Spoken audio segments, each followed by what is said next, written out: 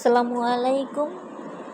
আমি আজকে আপনাদের মাঝে শেয়ার করব বরিশালের পাটের শাকের ডাল। আমি প্রথমে এঙ্কার ডাল নিয়েছি। এঙ্কার ডাল লবণ একটু বেশি করে হলুদ দিয়ে সিদ্ধ করে নিয়েছি। সিদ্ধ করে নিয়ে পরে আমি পাটায় বেটে নিয়েছি। আর এই ডালটা যত মিহি করে বাটবো তত মানে খেতে খুব মজা হবে।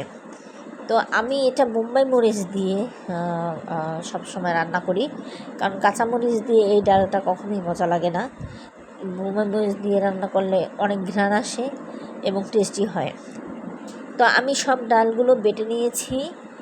বেটে নেওয়ার পরে আমি পরিমাণ মতো পানি দিচ্ছি। আর এই ডালের মধ্যে বেশি পানি দেওয়া যাবে না, অল্প পরিমাণে পানি দিতে হবে, যাতে ডালটা ঘন হয়। যত ঘন হবে তত মজা লাগবে।